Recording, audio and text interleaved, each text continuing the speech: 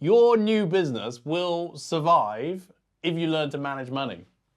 I got myself into £36,000 worth of debt, and I can tell you now, it was not pretty, it did not feel good, and it definitely was not fun. And I don't want you to go through that experience either. And the problem is, the reason why I was in 36 grand worth of debt is because I didn't learn to manage money. And so I think there are two types of people. You've got, and you probably, I know you fall into one of these categories. You're either somebody who loves to spend money. As soon as it comes in, you find a way to spend it. You've got your tappy on your phone, so you're like always using Apple Pay or whatever. You got your card on your phone, and you're using it all the time. Or you're buying yourself something from Amazon or all these websites, right? So there's that kind of person. And then there's the other group of person, the other group, and that person is so scared to spend any of their money. They try and do things on the cheap. They try to live life in the most frugal way possible. They don't want to spend any of their money. It brings great shame to them to spend their money, and they want to avoid spending it at all costs. So these are the two groups of people. I was pro-spender. That was the camp I was in. That was the group I supported. That was me. And that's why I got into so much debt, because I was always finding a way to spend the money. And what happened is where it went wrong is I started to get credit cards, I started to get loans, and I kept trying to keep up. So it ends up being a slippery slope. Right? It ends up falling apart very, very quickly, and you can lose control very, very quickly. So what happens is when you start taking credit, you start getting loans out, you're borrowing from future cash flow. Now, businesses struggle because they don't generate enough cash flow.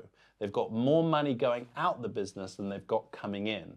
Now, that's okay for a month or two, but what happens is when that's over a prolonged period of time, that's where businesses collapse, and that's where they fall apart, because they can't keep up, because there's more money flowing out the door than coming in.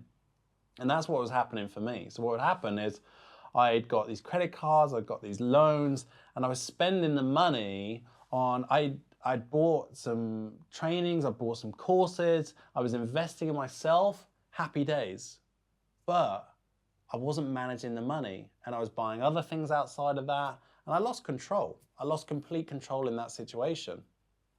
And so in order to stop that from happening, you have to be more strategic about what it is that you do with your money. And the first place with everything is like, what's your mindset around money? If you're a spender, then it's probably likely that you're trying to fill some kind of void within yourself. Because what we get this feeling like when we spend the money, we feel good. Like we feel more fulfilled from that. It's more exciting, it's more stimulating for us. We enjoy that process of spending money. The other side of that is that you don't end up having the money that you want when you need it. And often I see people trying to live a champagne lifestyle on a lemonade wage. So they're buying the latest iPhone, they're buying the best clothes or the best suits, the nicest shoes, they're getting themselves the best car for themselves, they're buying the nicest house or they're renting the nicest home that they possibly can, right? And they're doing it all on credit cards, they're doing it on loans. And ultimately, because they're going down that approach, they can't keep up with themselves. And if you're spending money on things that don't bring money back in for you, so let's say, for example, if you're getting a credit card or a loan, and you're then spending that money on clothes for yourself, clothes don't put money back in your bank account, right? If you buy investment property or you buy an asset for yourself, that money is going back into your bank account. So that's a smart way to do it. But people don't do that. They don't know about that stuff. So that's when I was getting into this hole. I'd invested in myself, but there's a time horizon with that. You know, learning from those courses, learning those skills, that takes time to build. And so you don't see an immediate return like in a month from those courses. But the real problem is I was then using credit cards and loans to pay for other things in my life and other things that I didn't need. And it really got bad is when I started using other credit cards, you started using loans to pay off other credit cards and to pay off other loans. That is a really, if you're at that point, then things are in a really bad way. The other camp of people, the savers we call them, they are people that just, they don't want to let go of their money. To them, they are hoarding their money because they're trying to protect themselves from at a later date. They feel some kind of guilt if they spend their money. They feel some kind of shame in spending their money. And I've spoke to somebody before who said when they were growing up, they saw their father, their dad, who I think lost their business. Their mum ended up having to get a job and she was struggling for money. And so for them growing up, they saw the pain that the dad went through. They saw the suffering that mum went through, trying to make ends meet, trying to support them as kids. And when they came to being an adult, this person became an adult, they never wanted to be in that situation. So to them, it was important for them to hoard as much money as possible just in case the worst happened. But what ends up happening, you're always expecting the worst to happen, but you don't know when that is going to happen. If at all it will happen. And so they live this whole life of scarcity, of lack, or there's not enough, I've got to hold on, I've got to save this for a rainy day. What I'm saying to you is, what if there's actually a balance between being a spender and being a saver? So now what I've got myself into the habit of doing is every single month, every time income comes in, every time money comes into the bank account, what I'm doing is I'm taking that money and I'm separating it out into different pots. I'm separating it out into different accounts. That way, I'm taking care of necessities. I'm taking care of bills. I'm taking care of the things that are important. But then I've also got money to enjoy my life, to have some fun, to mess around with. But then there's money there for me to invest, for me to create a financial future, to create that freedom. So I'm saving, I'm protecting myself, I'm having fun, and then I'm creating a financial future as well by investing money at the same time. And this kind of three-pronged approach, if you like, is taking care of everything. Recently, I sorted out a car for myself. And what happened is because of all the loans and the credit cards, I had a really bad credit history. But because I've been managing my money, taking care of everything, putting in the good habits, putting in the good disciplines, I've been able to now sort a car on myself in a deal that was really attractive for me to do. And so then I can have that freedom. Right? So what happens is the decisions you make today around money and the actions that you take around today around money aren't necessarily going to affect you today. They will affect you in 30 days' time, 12 months' time, 5 years' time. And so if in 5 years' time you want to have a great life, you want to have more freedom, you want to enjoy life, and maybe there's some hobbies that you want to do you know what? That's going to come from you managing your money and being smart with your money today. I saw somebody recently who had the latest iPhone and they were showing it to me, and it's amazing. It's got the tag and these amazing gadgets and these things that he's doing. But you know what? In my head, I'm thinking, I'd never need a brand new iPhone. I always just stay a couple of models back. What do you need a phone for? Look at social media, do emails, ring people, take nice pictures, take nice videos. Now, with how good technology is, you can do that. You don't have to buy yourself the latest iPhone. You can have a couple of models back. Stop trying to live a champagne lifestyle on a lemonade wage. Live below your means. And if you're a saver and you're going, oh, well, that doesn't count for me because I save all my money, start to enjoy your life a little bit, right? Put some money aside every single month for you to go and enjoy something. Maybe it's a day out, or maybe there's a hobby, or maybe there's an experience that you want to go and have. And perhaps you're going, well, Tom, I don't earn enough money to do that. Look, whatever you do earn, split it up, manage it. because people go, do you know what? When I get more money, then I'll manage my money. It does not work like that. There is no way it works like that. As my mentor said to me, he was like, Tom, if you want to have something in your life, that comes from you doing something, so taking action.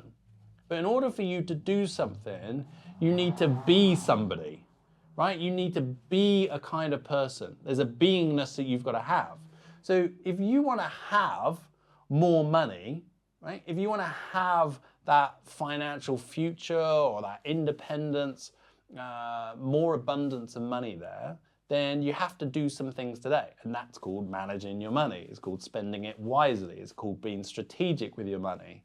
In order to do that, you have to be somebody. So you have to have that beingness that you are somebody that's smart with money, you're good with money, you're sensible with it, and you're not spending or saving to validate an emotion for yourself, or to fill a void that you have within yourself, or to stop yourself feeling guilty, right?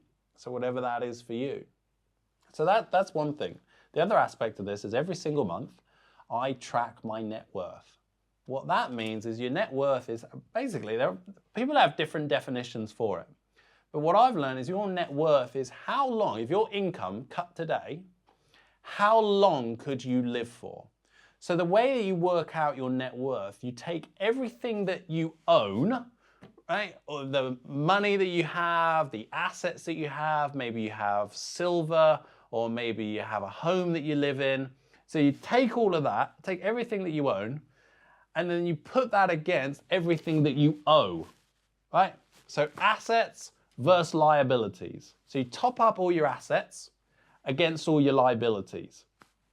So maybe you have a mortgage, maybe you have a credit card, right? That'd go under your liabilities. And I do this every single month. And I did this because I got so pissed off at myself for not managing my money and not being on top of it. And you know, what you put your attention to, it tends to get better. If you want to lose weight, what do? You start getting on the scales, you start measuring yourself, you start seeing yourself where you're at. And I started to do that with money. I started to do that with my net worth. And I'll tell you, in the last 12 months alone, at the time I'm doing this, it's increased by 315%. It's a good feeling to see it go on the graph, to see it go like that. And it motivates me. It's become a game for me. You know, each month I'm thinking, right, how can I get that higher? How can I get that higher? How can I get that higher?